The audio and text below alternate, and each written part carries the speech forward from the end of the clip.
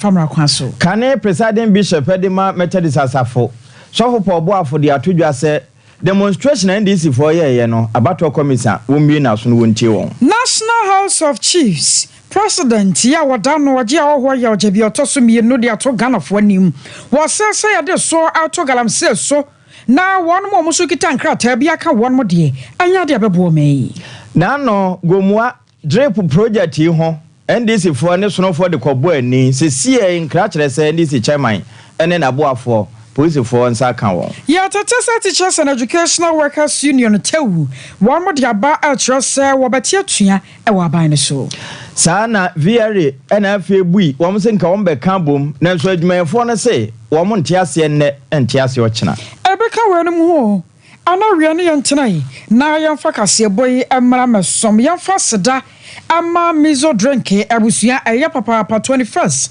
was where asiatica expert cloud internet the fastest internet in the world and a through herbal center one also the 3 core capsules and so atayechie eye mara fise OCP Ghana Limited what the OCP fertilizers and so aka ho bio express group ye de wo tu kwan ayo na pese okofa obedom ye na yemfa wonto fa nyumako we ne kae bi abrapam ya beka won mo sempa de achopa asonfo banu ne yawo ne ya da ya tena se beken kan semi September busunda to so dunku no so no ayeme akosu ya ajewa akwade aboaten mene yawo ene ya ba japia apamdada ansam no enie Mampanya bodi eche Dr. Alhaji Mahmoud Baumia ene wodnani achemu awon kramantamu ya wonnanan mahemfo ne mpanyifo kabie wom ewo sege akwakwahia na ewo no wo kire se wadadwene wo papa sese ko ba se epuyire fa so ne tra na hia aya na bebubu fa nkrofo afiafia hodo mbewie kire na bebia won beda kora na won yeden de ama won mo pa enam so ntino wadadwene ho ase ade ba kopa eba me yetumi aboa ne yato fa so de afa ho no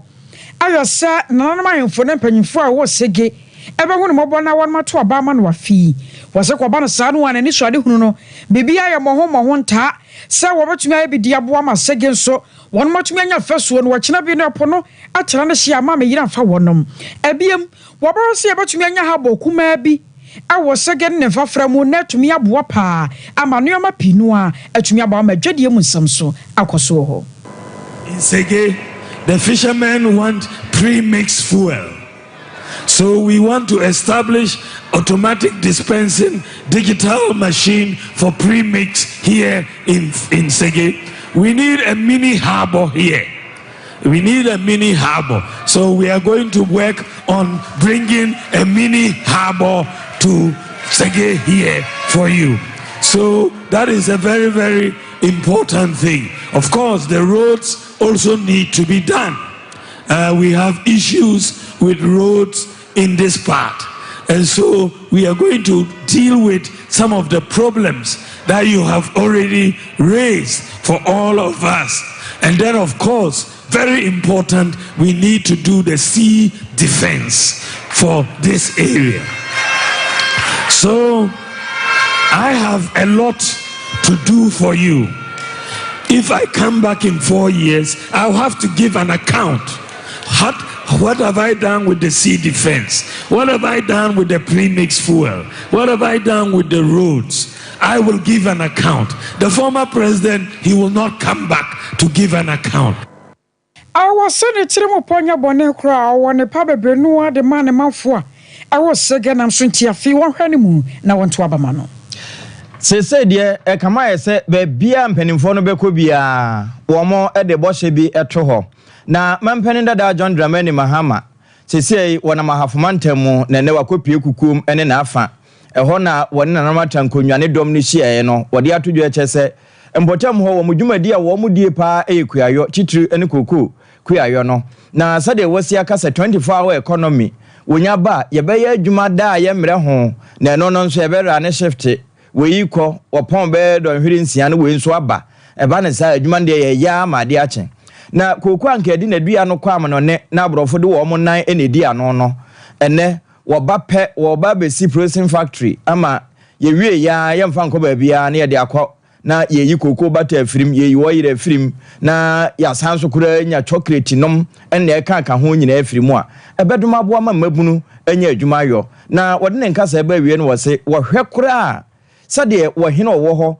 wasi ate 24 hour economy ase no eno nso wabọ aboso pa se wo moto abama no nko an wo ba wo bema enema sesa 24 hour economy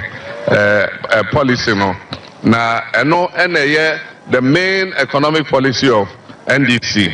na eno ya hwe se e wo se ye bie industrial zones ye factory ma factories ni nyina nkogu Tema ene Accra ene Kumasi e wo se ye ma factories ni bi eba ye mpotem nyina se na be ya emaburu nso benye adwuma ye na ha wo hwe se ne ye bomodin ene koko ke adwuma na se fata se ye be bie koko factory wo ha na emaburu nso enya adwuma ni bia ye NDC aban ba se ne ade bia ye ti koko na ne de akwa amano ne no mako siesie wo ha ne de milo abreye ne anom e wo se ye so yetimi yesa ne o ma no ha enti ye ti ko ye koko na ya kasa ye wo factory no ha ne aye se ne be ya sika ne be ba be ka ho ama ekuani no so enya sika na ode ahwe ne ho enti saa na wo se ye no afen so e wo se wo hwe efri abra na abrofo na hwe yes koko ejuma na ekuta Ghana saa abedu samre na ansa na efri aban mu koko ejuma ye de share MPP nsa ena wo hwe a egukura ebi se samre no koko ekuani no afibia ye hwe ebo a omode maye wa brochire na ya sese senior CD no ene omosika no ekọ na edibia ka ekuani no ho afibia ye de bi ka ho ekuafo no so omode omokoko ba ye twa omosika na bonus no ye de aka ho enti na ema ekuadwuma no na eye akono enti me ase make say me ekoko ekuani Oko abiazia me 20 acres medua koko wo so mehwe enti se me ye koko adwuma ni ya me ye ma me ho eno mampeni dada John Dramani Mahama sese ne ntoabo ahafomantam no wo oduru kukum na wo hye wo mo saboyi na kana mampanye firi kukum no wa mana nso ho ade ne kiremu ewo goso ana nana matan konwa ya wo goso kokohyiae na nana akwese bosompra wono na egoso manhena ewo kwa no hokwaje na nhira ne nsem adoye ewo na de atu na nemu kire se wo man ya yatimu no ye ya Kristofo man ye ni onomo semifo wo ma Kristofo wo na nanom ahemfo akonfo ne ade obi a wo mbi pa ya eduro de den a obi yeso frɛ ne nyame na so rewo sam ne sekretary hye adokoro ye papa anya asem ketwa ma ye wo bi antumi nka ho asem enam so nti ka ne mampanye se wo se babiem na wo hunu ne mfom so nti wo ba no aba sesa no de a ene wo se won mu aketa hye proye na ba we so yesika nyina akodi ba akofo ho na bi mo dada na se kokko no wo mu nam kwati kwa so awia ga na sika ya nkyere wo mu nyina nwum wo se kwa ba na sa no abeboa mo wakina bi so obi kura dia 7 producer wo de adwene beto ho na mesra wo se ye nyina tena se ye nhwehwemu nam se ye wo Ghana ne ye Ghana ni ye nim de ekoso wo Ghana kofo a ehwie sika guo se de da no na mete se wo ka no na wo so san repeat biem ya sofo nom na nanom a ye hu ade fita ye mpese ye beka ene obi aye no so onye Ghana ni ene obi anya Ghana ni obi aso nye sofo mesra wo nyame ye odom na anya sa kwanya no a obi a wadi sika biara because say sika bia ni ho a wo ba wo de ba bebu man no je say de wo ye botom no a ya pack ya gum pass no eno ne ye ba ba jeje tie be srew de wo se ya de no tum no fa de tum ko de emfa asambre nko ho fa matadisi nko ho na fe de eye me da biem so ye hospital wo kan wo I was so worried. I am not quite simple. Some part no way I go so my head in your chest. So what your foot to enter say, Emma Caneman Penny. And there was some part dear Champion Juma so brana or my henny or Dubache, maybe a singing channel. When Cane Methodist Bishop, Reverend Dr. Paul Boafo Edin Como, and a papa did to just an ano. Benabwa, Ghana, and empty so ma ye born no be a man him grunina a set. A battle commissar, the name of be a warrior. anhwe yi a afia abato no ebinom ho anya de ombetimi ato bi ne nyina ne se womudin akwa baabi a wo madwene kura nkyere se ho na yede wo makwa akohye nenso wo nsem a wo twere won krata mu de koma abato komisa no ma won naso won fie na som pa won fa asawa enyi yim na wontie de wormoka na adoma boa ama enema nyina nso akọ kama de amagana fo nyina nim se democracy a yenyina yede ho akwa akohyem no eye process afi bia enyi ekonanim na ekọ na chese niema ni bi ho no ma na fe yankai bio na de sese ye hwe ni esiesie no ni esiesie yisi ewa ne nhyehyɛ a ono so nam so boa masomdwe no eba ene se ya mano mande on trading won wa adi mfie do nwotwe du ho no ma onfa krata no matubia nyina ye nkɔhwem ye hu se de otwe ni din owom de okɔtwe ni din a onso so oto aba ye nyini din film de wa film ye nyini din film na ye nkini register no ma enye necessary credible eno eye na adwuma ba ko a oye na eno na odi ho dwuma akɔfa oyene kakra aba na ni nyina ne se de baba tudwa sa de obia wo ho no ode ba yisi ene siesie ma obia nso hu se okay ya siesie em ya nya abato krata ya credible we dia na omodi tudwa no na NDC kan so omo discrepancies ewo nyini se NDC for nko a na bia omo kan so omo discrepancies but omo dia no na ya heightened na se bia dɔso mpɛsɛ omo ni yisi ehia na no na akɔfa nsɛma ba ye ka sɛ bibi saa wɔ hɔ de a ene na sɛ ye ba betina se na ye ka ho asɛm enti isi ase NDC emra mienka NDC ɛsɛ ono so enya akukuduru na oni yisi kokohia na ɔkyerɛ ne sɛ ABCD ade a eba befra edin no a ema bato no enye credible enti no yenyi film yenyi ne se bibi sei ekoso ne ye ne yisi ka ebe se si ekọ ne ekọ ye demonstration ansana ya ba se ye ba beka yasem eno na eminent persons ye ka se eye dialogue ene ebetumi afaso ne de ahema ne emanyina adi na kwan so enti the dialogue process must be applied here and not say we jina efano ha na we jina fa ha na fe we to mani we so ka say menso say anase say and no me asomdwe kwan a eminent persons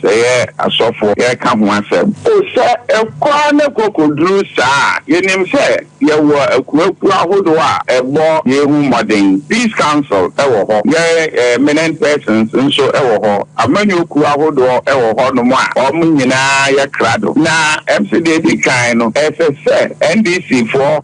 oma dwense won ma ye de abato ho nsem ahye won san ye beji won na asem a ye no mo kwa akoka no nso no won be ne sa pepepe enti yisi de waye obatan a o ma o twen se wo bi eka wo register no ho no fabra na yenka eno most reverend Dr. Paul Boafo kane presiding bishop Edima Methodist Asafo no owie wa amana nso ho ene wosan to aso ede na no beto galanse nsemu se wono se nyame ni papa wono so sori tie bi na mum sori a wo sori tie se de Ghana fo nyina sori tie small scale miners nso afa to won ho so nyina no wo se aban ne ye niema hyehyeye methodically se de beye na wono ma wo galanse mu no wonwie meye kotobesom na mum wo bia nso ho behenhan no e wa setenam ene se yesai obo ade bobre ode ama ye nyina no wode nhyehyeye pato ho na wono ma ewo mu no nso enya bibi papa bi wi a wogidi pa ye se enema ebesesa magana nso afa ne tampa afira ne ye chance se ye bossa dewro no se galamse ya hwena ye ntia no a ebedi yenya na ne sanso no na fe ebe yensuo ye agudie ye kwaye nsase sese efe affect nipa ye awom ni ye ayaresa ni ayabo ni nyina it affecting enti se ye call for bana ebisa na o se we no so ebinom ya omo ye ni that's why Ebia, me no say it should not be a total ban as such because we so or no or ye no ye no license or where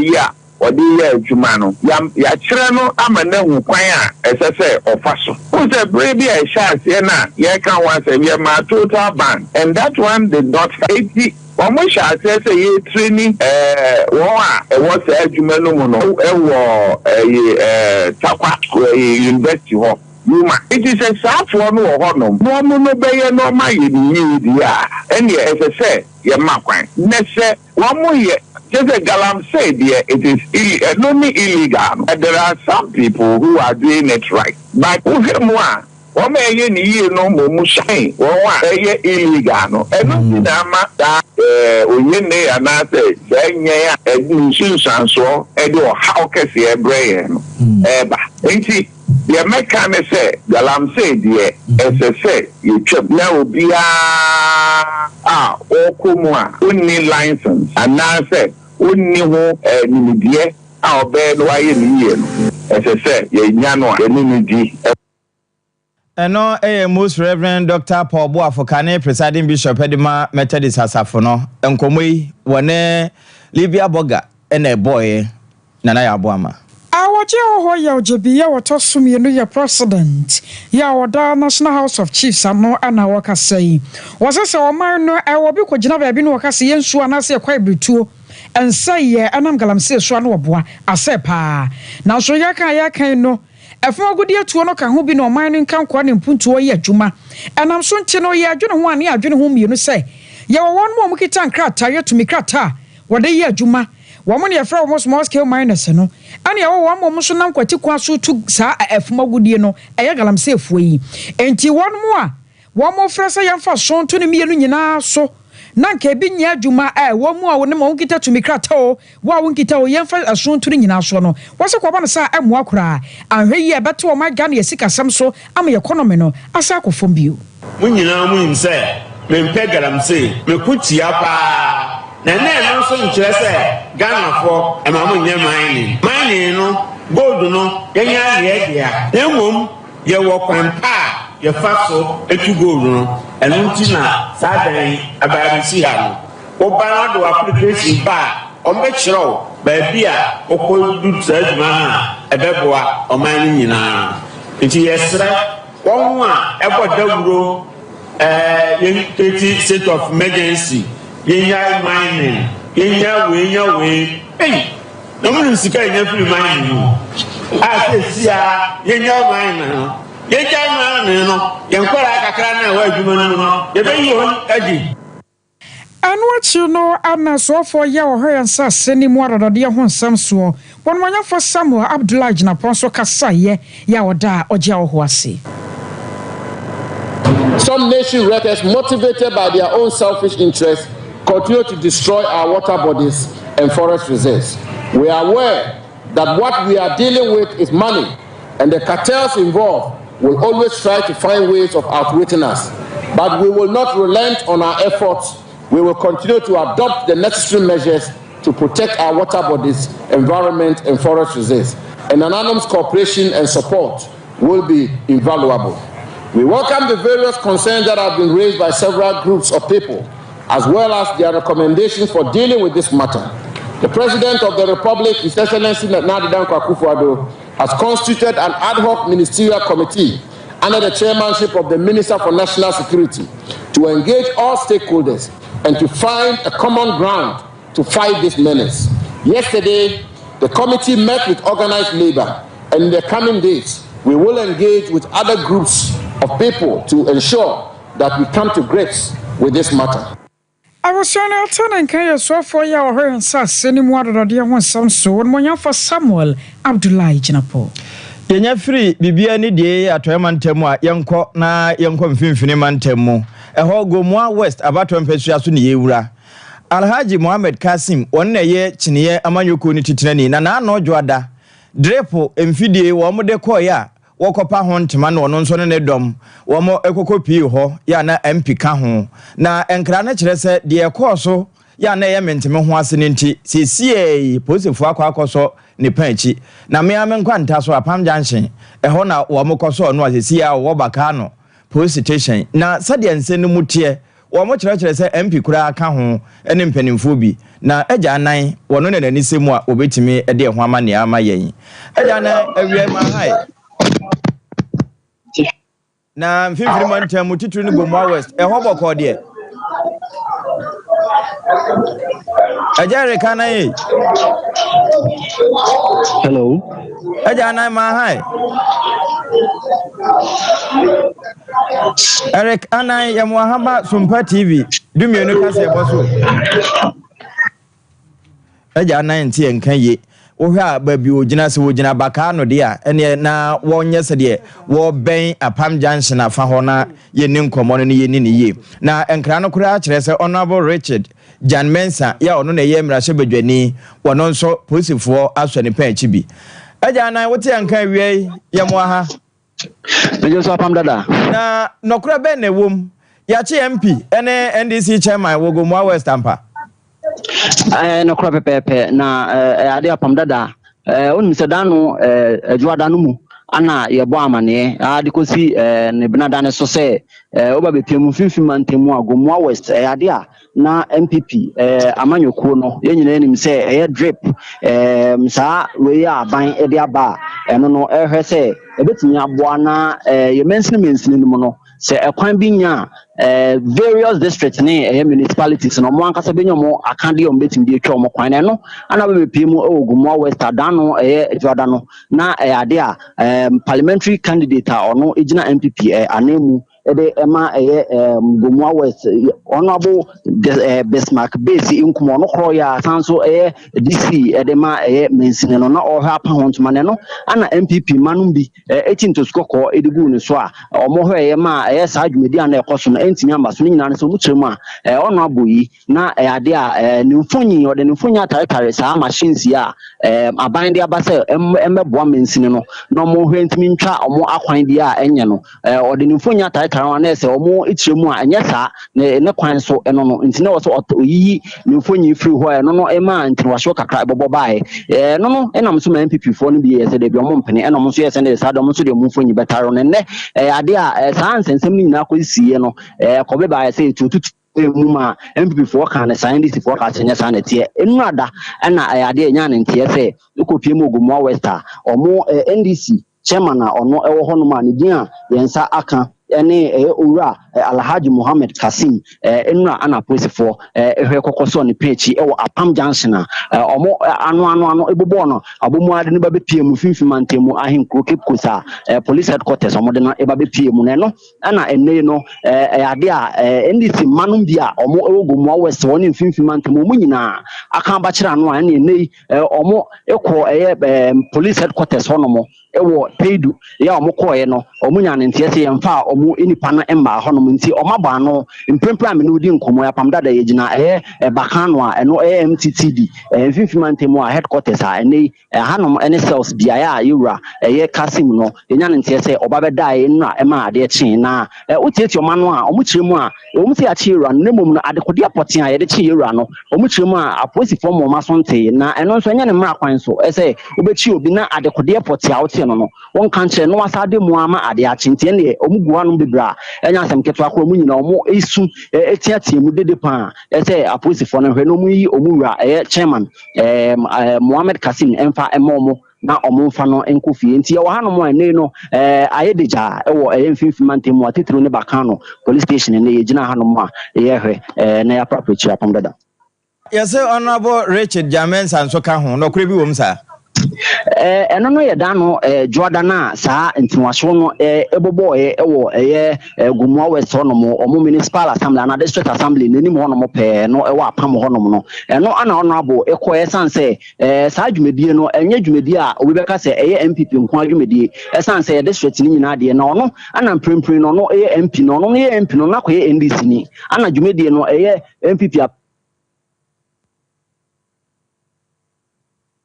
na no mekoko pie mu ho no mu a one na chiri fo mo koye no mo chiri mo mokoko se yewura DC ono kro ya sanso igina se yento ne so aba ewo 2024 abato emu emfama MPP se parliamentary candidate mokoko hu se ni mfonyi etatare saa machines a aban de aba se emabeboa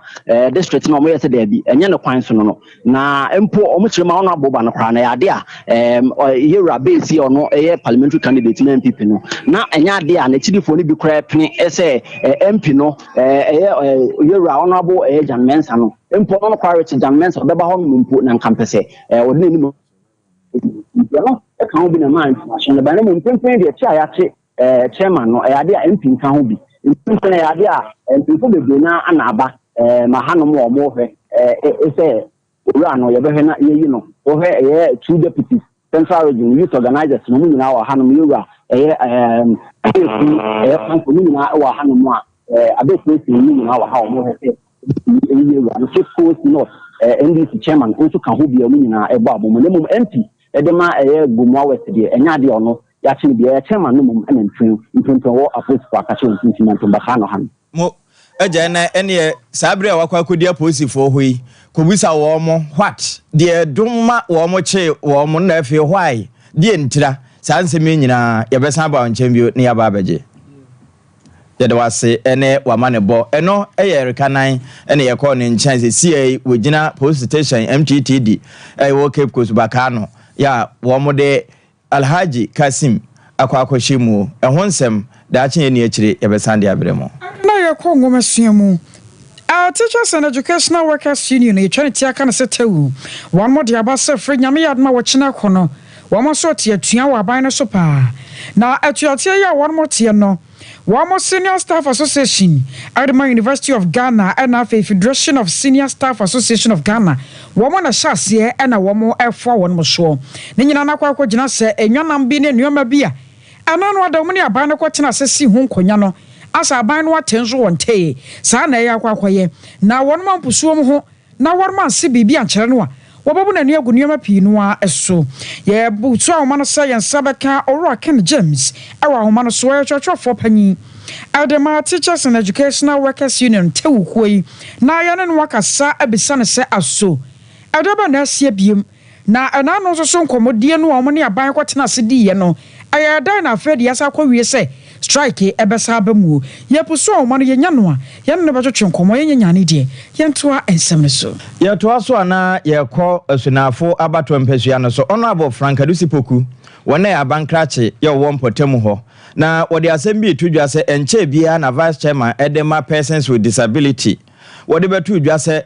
wo musika eyese yedema wo moma wode bo ho bra no DCD wasa ne sirim de open wode yo na wayi ano se nokure bia enim de hanopa ne se safo yi no titiri ne vice chairman ene ne dom wono pese nka won fasika ne hye wo mo nsem na wo mo ankwacheche na agya won tetete binom de so nanso enya wo mo nyina ene sabio wo mo eku a friend se persons with disability nom ebi wo ha wo mo ye nifrafo ene afoforo eka ho asafo no nyina sika no bi ena wode ehwe wo mo na DC ekirekire se de wo sidi sika no ye adwuma pa ne vice chairman eka no nokure bi enim samna yin na kayan nokure bi no it's never true say wo disability fund ya eba assembly na enshere ne se yin no ma sabio omo aye mobile afọ no moba kade ne niema omo behia de adwuma se de be omo nsa be ko ma no wabwa wo components na hudo bebre omo asebi omo ko school maybe omo school fees omo yamo omo asebi omo ya omo de dro so enkakranka omo ndo yesa obo amo moto na fe omo nso sebi omo tiga kakra abane sisi ni nyina nseja obepesa niema no omo behia de odi omo dwuma ne se de be ya omo nsa betimi akọ last week of August assembly hall there was a ceremony omo ano omo de omo applications about as after medication school fees no be sewing machine be hair dryer be some be nyina that I have the pictures on my phone the pictures out there beneficiaries need be as at the time now let me by office and there is this thing a problem I mean there were executives I mudasa jumedi na executives ni bi o madwem pon se teku na simpo bi bebia no e so mun saye de ekebi se ayi ade bi e be drop bia se bi o mode sika no but sika bi o mode be ba disability fund no da o mo association no the chairman the executives na o mo da o ma no the thing say yes o mun saye de ekebi ansa na foforo na ye de aba but ade we no share we na enka say you bo twetire ba ko a enye se nka won saka bio at least there are others nso wo ha e so mun say ekebi so pese bia o ton nsuo yakoto fridge ebi apese o ton ya ton nsuo e de amount adwene ne se do bedi disa de no ho na se bio ebi a emfie dodo bi da wo nua bia ono nso nya ebi ne nsa akabi e de yes bibi aba won ya bi ne the fact ebi a me executive ne de yes me sansa ye de akabi o ya ne sa na afoforo na me nua o mo tin kronpitom na o mo so sisi wo mo no me na me to me edisi ma ko kronpitom ebi akomotope wako ebi a dinya ase wako kokoko obi tiro ebi onu ontimi mfaka ontimi kwa mfana ntina kem ebi a waba assembly ho se ebi a ohia di wi pedo ko e no koto se nipa ne yedai e wo ho emwa ohia no se wi se no ohia ese sika na aba no to bi di yedai akoma no Honorable Frank Adusi Poku, DC, yawo asunafo na afo abato mpesua so na ate se wonna ya abo amalibia boga edi nkomo e wokase ebo mu no. Na wie anso ho sesei mampeni dada John Dramani Mahama wonam ahafo na afa eno na anifrefo nkambo muku wo mutitine ni nso wakoye case kase pa na sai na usika no. Ye hwe GBU yakuo na common fund a buyer district mu no ye yimu percentage bia ye de boa ye na ye didem said ye baya ye de bebo ye kuo no ho ban na niama koso ani ahokyira ye nkrofo wom no na nka ye de support wo mo epanifo amwahia wa ha ami se DCE sisi a wonna tisui fi se obetina akonwa isui akwaya wa faso a yenya ye didem ye sika no odi di dwuma no odwene ho a onti ase so ubehwemu a anka common fund no ye sika bia anka eba beboa ye na ye didem no na aboa ma ye ntutu ye bebre atimi akoso na so DC we ba ye yenhwe akwanya wodi ye sika no faso Empanense de amono danta ne nimba bia ne tokwanda we no eye enifrefo nkabo mukuo wo mo pani a wo sunafo na afo na atese na wo kasa de kire mampani dada John Dramani Mahama ayase akoya chi nan ne tawu mpanyifo akodi nkomo owura King James ayo chochofo panyi de matewu obanye kasa wow Emeso ma how ene wo tiefo ye tiefo jo so pa ayase nyame yadmo wo china moye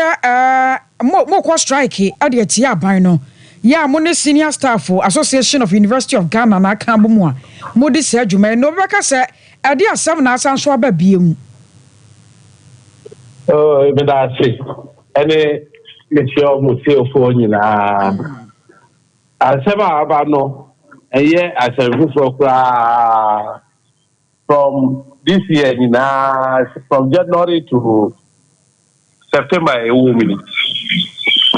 Yeah, so say a cost strike. We can one a fifth timer. Yes, a cost strike on that same way. That's something you say. Yeah. Service. Yeah, I buy at Nazi. Yeah, signing for this sort of service. Minister of Finance, I'm approval letter. The approval letter no call the Ghana Tertiary Education Commission GTEC. On all universities, technical universities, no any colleges of education. And now yama mo approval say omotua start sika we are here bisa no omotua my. The area how they say yeah ma professors no award university nyina. The senior staff, junior staff na aka no. Yemo ye sika sano ye need to no yemo letria my the universities no government payroll no women no ye were University of Ghana Lagos ye were University of Cape Coast ye were University of Science and Technology Kumasi Omudia, Omuan, or Mutia or Moho. Universities be the technical universities be no. Omu controller and accountant general na etu omoka. Na mumma approval no na ma compare say mama controller sa letter na di. Control no so say the san ka letter be on to obia. Na meanwhile ye ni say controller no or your government pay master. Or reported to Minister of Finance. Now, Minister of Finance have made a letter. ECOF says 3 months on tier no. Say any ever say go no we no.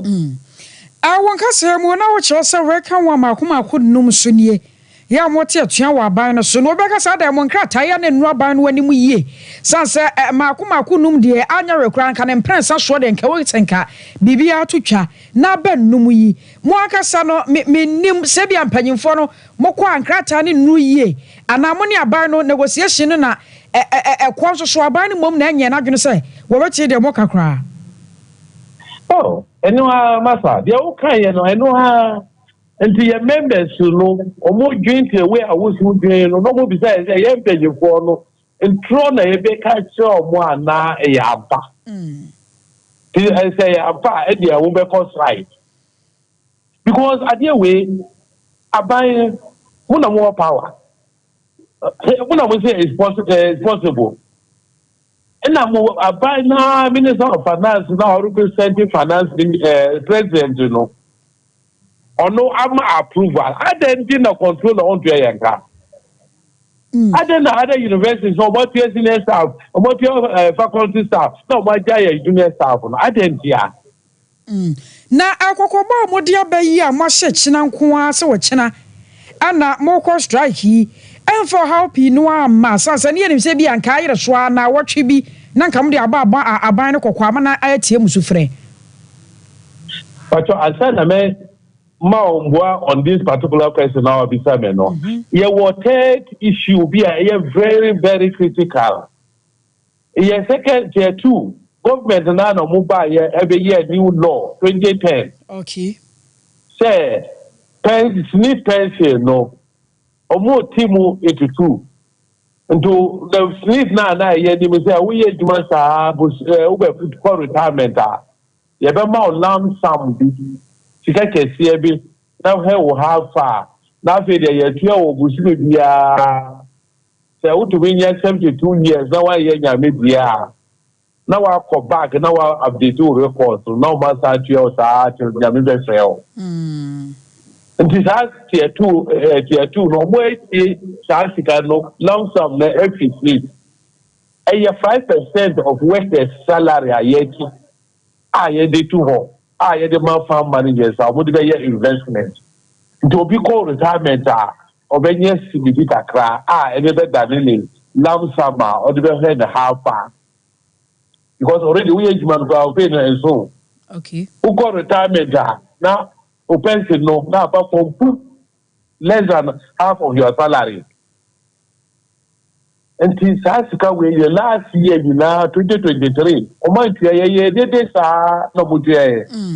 o mo na mo year law no mo this year 2 buy say who fail you tie salary here the following month 14th day no e say who tie start deductions no when tie o bet your fanatic. Okay. Ejeke na sa tier 2 yi ne condition of service ne ade na mo ka ho asem wo no. Eno na me bisa se kokobo no amantam a wo kina nko a mo ko strike no wo hawo ade beba no. Madaru mo hunu de. Oh, that how ne de say. But so how ne de so ye members now mo call retirement now mo hu no. How no yesu yamba no so school ni bi ye sika na e wey to yamba no eno so na yesu di wey to yamba no school fees na mpejefo na amu ye faculty professors no mo dia wa to yamba mo na wa ja ye ya na mi wa ye na ye proper school no ye na ye bibia ye na ye jumani ni na school for Uba, Obi to reach Rome, now would you yes some gear with you? You're okay. Young help you. Yenim Sunday no amaba ban no kokose ya nyame admo china de kromo hyase no Anton Kopem Bess wo kyena de na mate bibia fra ban ho yebesa ba wo nkyɛn ne abisa wo de aban no aka de afa ho why yo medase medase arusia why ora Ken James ne atene nka no wɔtwerɛ de matawu Teachers and Educational Workers Union ya wo my Ghana mu wɔkyerɛ nyame ya adoma wɔn matua ya wo motie wo aban no so no emu kakra ne ekotie yi yemfa sedama 3 Herbal Center what a 3 capsules aba arusua eso ne yegyina na ya de atwa ye ho ye so sisi ade okoko ane waye mutimwo no aduro ba kopa na woto abeboa wo aye 3 capsules hwese obekọ kwore na kidane Herbal Misty ne epidank won sabeka be 0546 107 0546 107 a fake cloud internet was one of the fastest internet in the world. Internet be na wo pa wunya. CCTV camera, Wi-Fi, and the kaka hu ni nyina no wo be install bi diama no ahwese 24/7. Ebe jena na so pa. Wo top high, one love FM di hwani mu. 0202 699 110 0202 699 110 Express Group nsunie. Wokosua de okoye adwuma. To holidays be ticketing be na wopa ayo espresso Canada US UK Holland nyina ya de wo 0249 00 0448 0249 00 0448 OCP Ghana Limited ayo ne de OCP fertilizers saba fertilizers papa ya de ode go no ba no so ne se efu no anase eba soro na eye from no aye befu apa ye OCP MPK 15 ana wo 10 eno so ewo ho enti no ba no de awudua no okwa no wa kyerem na won ma yibi de amawo 0555 909437 0555 909 437 21st clinic na ya kan fodiama wo se wo siateka yade no kona won to ase mfama wo to ase ntine na etwe ade aba wo namro mu hyehye mu tutu emukura yo titirichi are 21st o abia no siateka yade na ebo nkaye ehwe overseas junction ye ho kuma se de no wo bo ase cancel quarters ankran do market sunya ne nkranza ana feita chiman 0540 311 05 40311 Mezo ana 5G sunie woko ahwa overseas junction a obenya bi no watu anasa openu do moto pa no ahwese wo be fra ho meyam de watu dwesa so we na bo award engagement outdoor and outdoor no aya Mezo ne 5G 0246 270221 0246 270221 ya da ya hotel ya ba da kache no ya da beto aso 21st clinic yes sciatica expert sciatica no o nerves na wo to ase na fa wo siremu na fa wo nansia besi ase ho no se ho techema eno ene fa ne sciatica na etimi bubu o to ase ka wo se dwe wo sirem wo je ho ba bia enye na eno na 21st clinic ba ya adwuma pa wo mu yenti abaso bo ma gine wo Ghana ha ene amono ne enya asem ketewa wo mu ji international awards ahodo wo mu ji local awards ahodo na anu nso na wo mu bie the only sciatica research and treatment center in Africa bibrim ha no ebi ni baby a gise 21st clinic nkoa wo mu de bibiduro ene besa o yare no masa de machine aka ho eya yare sabia yare bia wutimi de ko ne mama ade ba ko a wo magidi wo mu pa no eye sciatica ena stroke nso de kwa diabetes ne hypertension ne ade ne ade Ghana ha ba bia wo mu ho 0540 311 311 0540 311 311 Next 21st clinic wo mu ye sciatica expert.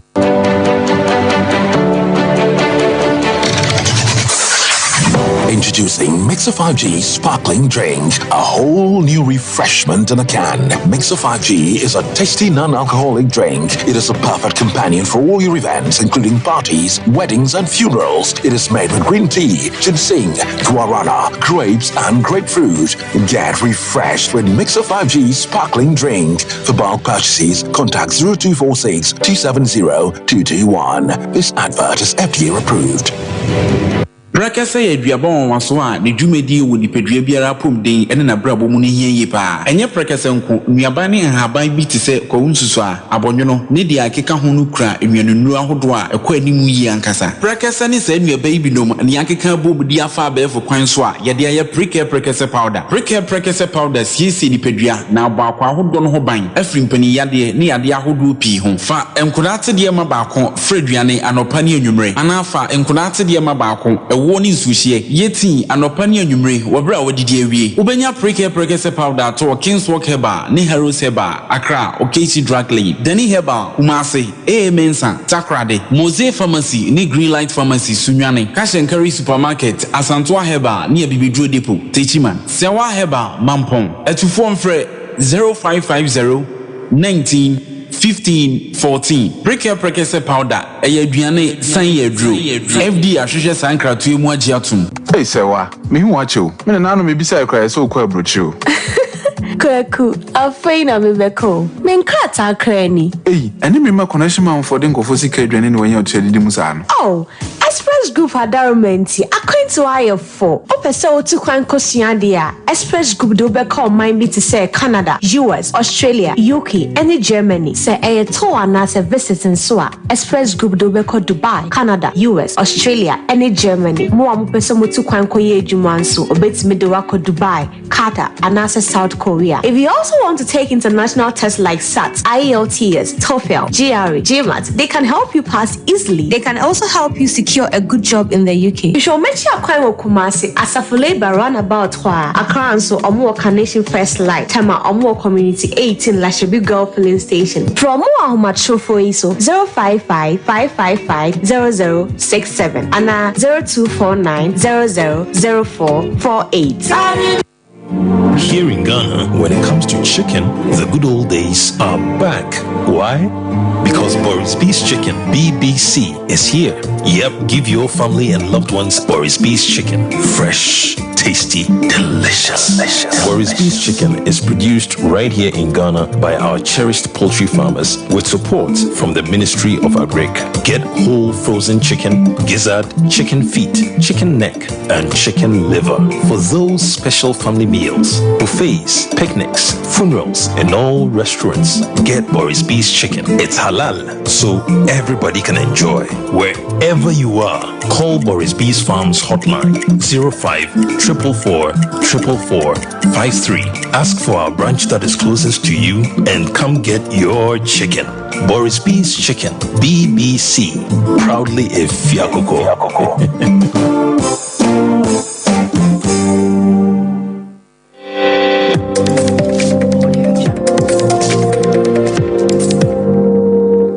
Sompa TV, Emma Aketiapa. Okre Emma Aketiapa mpa yede wase sam wakwaba se watwen ye na medo ko Voter River Authority Senior Staff Association wonom nso ye kire e de akire se bi wo matete se Bui Power Authority ene Voter River Authority wo mbeka bom na adwuma na bom eno achi nso kura emra tenten bi da mra se badwafie se Netco ene ECJ nso wo mbeka bom saa nom ne ho ade na wo mo se akokọ ne sekan emonkuro enti wo mo ti ase enye yie enkozi sempanimfo bete de wo mo ka ase na watwe asensen no wo mo bompa ya kire nyame na ne nyina achi no nso no wo mo san ye kire e de akire mpanimfo se wo mo ti ase enye yie enti ewura Theophilus Tetahia won na ye chairman Edema Senior Staff Association won na ne sompafo ekasai reconsideration of the proposal. So the objectives are as follows. But then improve operational efficiency. Who says that we are not efficient? We've been operating this for the past 63 years as a deliberate ploy to completely destroy the name of Volta River and the significance of the visionary leader Osajefo Dr. Kwame Nkrumah, who pioneered the existence of VRA from history of Ghana. It is that the ECG is currently indebted to VRA to the tune of over 2 billion, and VACO's indebtedness to VRA at the time of writing this is over $250 million and 6 million Ghana cedis. The challenge here is that these entities are not prompt with their payment to VRA. Merging VRA and Bui Power to attract private sector financing is not a panacea for independence challenges confronting the electricity subsector. Yewra Theophilus Tatahia ene chairman Edema VRA Senior Staff Association. The entire womoso womontia sema Bui Power Authority any VRA income mu no eno nchire mu no wadi amai. Eno so ni yegyina na awie yede ensem no asie. Na asibi wo ho a yemfama Akoko Veronica Jando akosua Somoya Grace Buzi Reverend Michael anafe happy yadamu nyina mwase oro asante ebo Benedict wone ensem for panyi akosua ajewo kwade boaten ni bidin mene ejapia apam dada awosaya sorso ko Sompa nkomo etwaso. Here in Ghana, when it comes to chicken, the good old days are back. Why? Because Boris Beef's chicken,